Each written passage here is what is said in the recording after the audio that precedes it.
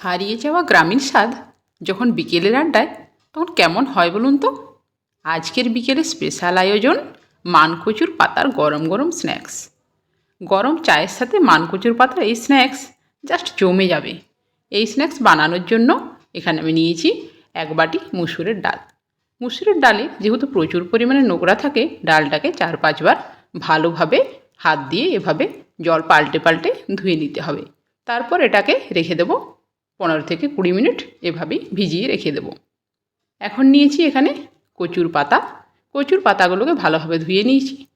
এখন যে মুসুরের ডালটা ভিজিয়ে রেখেছিলাম সেটার পেস্ট বানিয়ে নেব। পেস্ট বানানোর সময় এখানে দিয়েছি আমি 4-5টে কাঁচা লঙ্কা।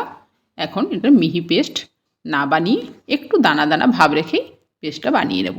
সাথে নিয়ে নিচ্ছি হলুদের গুঁড়ো, নিয়ে নিচ্ছি জিরের গুঁড়ো, ধনের গুঁড়ো, আর নিয়ে নেব স্বাদমতো লবণ।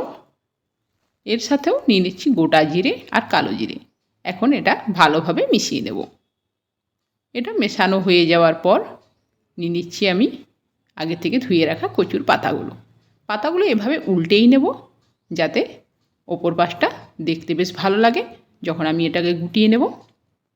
এখন দেখুন এইভাবে পুরো ব্যাটারটাকে আমি ছড়িয়ে নিচ্ছি। পুরো পাতার গায়ে এভাবেই কিন্তু ব্যাটারটাকে ছড়িয়ে নিতে হবে। এরপর আবারও একটা এখানে আমি পাতা বসিয়ে দিচ্ছি। এই পাতাটা দেওয়ার সময় উল্টানো বা সোজা রাখা যেদিক খুশি রাখুন না কেন, রেখে নিয়ে এই ব্যাটারটা আপনারা দিয়ে দিতে পারেন। এইভাবে 4-5টে পাতার গায়ে এভাবে ব্যাটারটাকে লাগিয়ে নিতে হবে। এটা যদি একটা পাতার উপর লাগিয়ে ব্যাটারটা দেওয়ার পর গুটিয়ে নেন তাহলে কিন্তু এটার যে লেয়ারগুলো সেগুলো আসবে না। এই জন্য 3-4টে মোটামুটি পাতা এখানে নিতেই হবে। এর থেকে খুব বেশি দরকার নেই, তাহলে কিন্তু সেদ্ধ হওয়ার সময় অনেকটা সময় লেগে যাবে।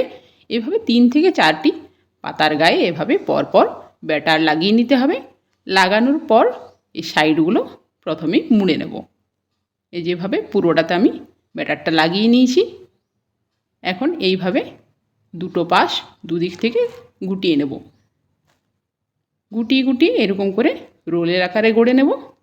এখানে আবার একটু লাগিয়ে নিচ্ছি যাতে খুব ভালোভাবে এটা এঁটে যায়। এই যে দেখুন, আবারও এদিক থেকেও তুলে নিচ্ছি। খুব ভালোভাবে এটাকে এরকমভাবে লাগিয়ে পুরোটাকে রোল আকারে গড়ে নিতে হবে। এটাকে আমার রোলের আকারে তৈরি করে নেওয়া হয়ে গেছে। এভাবে বাকিগুলো আমি তৈরি করে নেব। আমার বানানোর পর একটু ব্যাটার বেঁচে গিয়েছিল, সেই জন্য একটা পাতা দিয়েও আমি গড়ে নিয়েছি। আর এই যে দেখতে পেলেন এভাবেও কিন্তু আরও একটা আমি তৈরি করে নিয়েছি। এখন এগুলোকে স্টিম হতে দেব। সেই জন্য এখানে কড়াইয়ের মধ্যে জল বসিয়ে এভাবে একটা ছিদ্রযুক্ত থালা নিয়ে তারপর এগুলোকে আমি বসিয়ে দিচ্ছি। এখন মিডিয়াম ফ্লেমে এগুলোকে 15 মিনিট আমি রান্না করে নেব।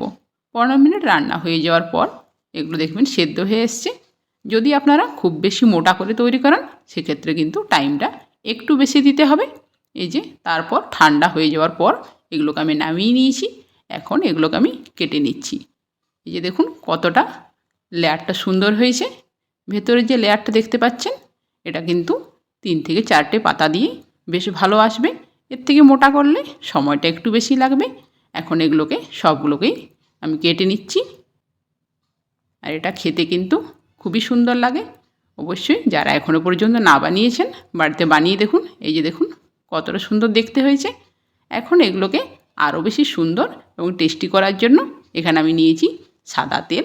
এই সাদা তেলের মধ্যে দিয়েই এগুলোকে আমি মুচমুচে করে ভেজে নেব। আপনারা এগুলো গরম ভাতের সাথেও খেতে পারেন, অসাধারণ লাগবে খেতে। এই যে দেখুন এখন গ্যাসের ফ্লেমটা কিন্তু আমি হাই রেখেছি।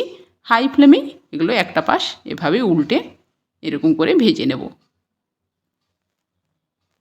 এখানে আপনারা মুসুর ডাল না দিয়ে অন্য ডাল দিলেও কিন্তু এটা খেতে বেশ ভালো লাগবে। তবে আজকে আমি এটাকে মুসুর ডাল দিয়েই তৈরি করেছি। এখন এটাকে ভালোভাবে এভাবে উল্টে পাল্টে ভেজে নিয়ে আপনারা পরিবেশন করতে পারেন আপনাদের পছন্দ মতো পদের সাথে। সেটা চা হোক বা গরম ভাত বা এমনিও খেতে কিন্তু বেশ ভালো লাগে। এভাবে এরকম কালার আসা পর্যন্ত আপনারা এগুলোকে ভেজে নেবেন। তারপর তুলে নিয়ে পরিবেশন করুন। আবারও ফিরে আসবো। ভালো থাকবেন।